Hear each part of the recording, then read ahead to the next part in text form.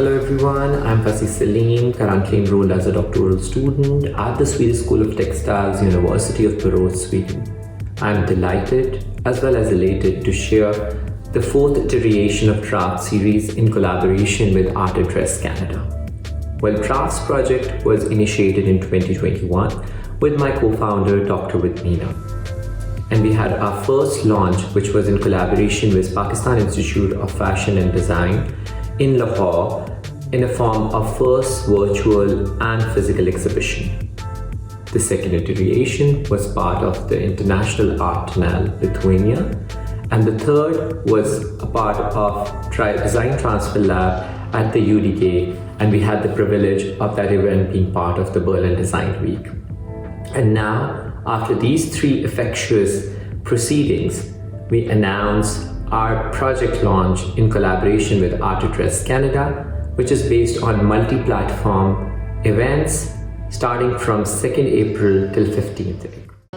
As practicing artists living in Oakville, Ontario, we decided to experiment with the idea of opening up our home and home-based studios for informal creative dialogue and conversations.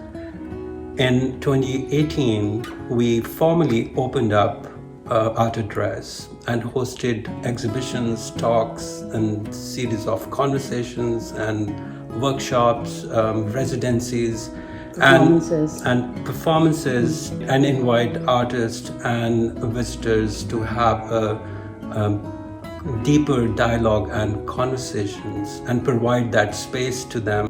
What interests us about this particular exhibition is how the artists and the design researchers who are participating in this exhibition examine the fluid and the adaptive nature of body and space, and how these two constantly inform and affect each other. We are very happy that through this exhibition, Art Address is able to partner with the University of Borås and the Textile Museum of Borås. And most of all, we are really excited that this particular project has been able to generate a lot of interest and partnership locally as well.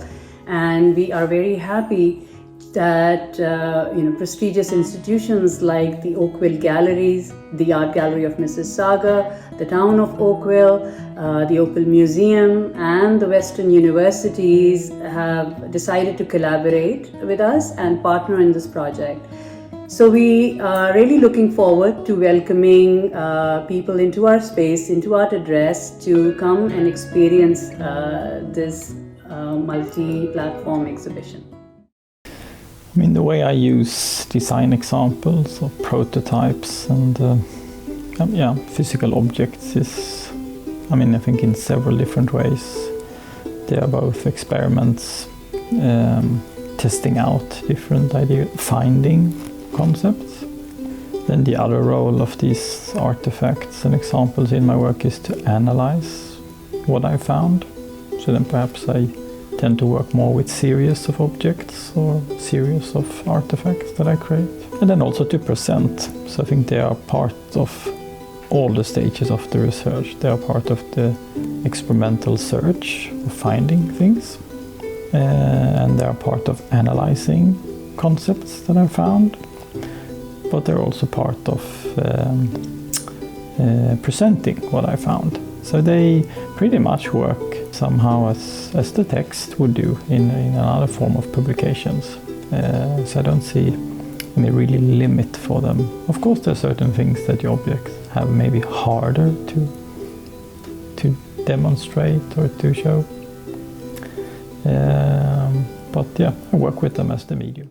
I work with these interactive objects with electromagnetic fields, and use the body and the object together as a system to sense and to perceive electromagnetic fields in one's surrounding through the use of the textile object. I see the body in regards to the interaction possibilities in my research as being the home of the senses and the facilitator through which the interaction takes place when engaged with an object. And together the body and the textile object become a system to perceive electromagnetic waves. And this is important, it's an important form of interaction because electromagnetic waves cannot be perceived by the human body. So we need some sort of extrasensory sensing system in place in order to understand this kind of electromagnetic soup that we're immersed in. The work in the exhibition comes from a larger body of work called the cultured palettes. And these culture palettes look at the ideas of cultural translation, specifically looking at the etymology of the word translation, which means to carry across or to bring across. So the palettes become this metaphoric object that technically can carry a culture from one to the next. The design that are on these palettes usually are very specific. This set of palettes, the design comes from a book of illumination. So it's a highly ornamental design that is repetitive. So the design can multiply if the number of the palettes multiplies. Yeah, our design material consists of 25 discarded knitted sweaters. And we asked for this material from a non-profit organization. And they provided us with knitted sweaters that we then used entirely as a design material. We decided to work with discarded material because there is so much of design waste. But we also saw that when we work with discarded garments, we have been working with the shift in terminology, so we call it discarded design decisions instead, pointing back to the decisions that we make as designers.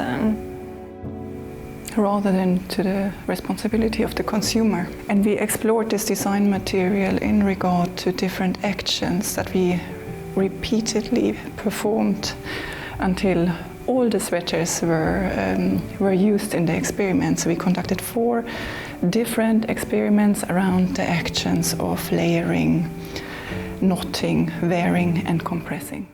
My name is Akash Imbukumar. I'm based in Toronto. I primarily work in textiles, but have an interdisciplinary practice. My main form that my practice takes is creating wearables that talk about craftsmanship and ideas of craft being a way of creating material kin and kinship. The object or the artifact in my research is pretty much both the beginning and the end of the whole design process. It's what generates the whole topic of the research, but it's also what completes it in a familiar or partially familiar prototype. The object is also highly important because it generates the whole interactive phase of my research. Because I want people to be engaged with the object, so I tend to make quite playful and colorful things. The body is also very important in this interaction because I see maybe the body more as an individual. So I'm looking for a more individual and social interaction with the designed artifact to establish both a theory and an alternative reaction. A lot of my work is very much about building imaginary museums to talk about what is not captured, what is lost, what is not represented, what is kind of disappeared in the quicksand of history. So these objects are very much stand-ins for what is not in the collection, and I want to encourage the viewer to imagine artifacts from their own lives that could have a place in the museum, but because of various institutional forces do not ever end up being there. Design as critique can do many things: pose questions, encourage thought, expose assumptions, provoke action, spark debate, raise awareness, offer new perspectives, and inspire. Anthony Dunn and Fiona Raby. In its most literal form, Access describes the ability to enter into, move about within, and operate the facilities of a site, and is associated with architectural features and technologies. Bess Williamson. In art, failure can be a component of speculative experiments, which arrives at something unrecognizable as art. Lisa Lefebvre. The failure of something to work is a matter of a failed orientation, A tool is used by a body for which it was not intended, or a body uses a tool that does not extend its capacity for action. Sarah Ahmed. I don't want to be accommodated. I want to help change the very systems and structures that view my presence as an act of accommodation. Park MacArthur. To move beyond ramps, we must first agree that ramps are indisputably necessary. Marta Russell.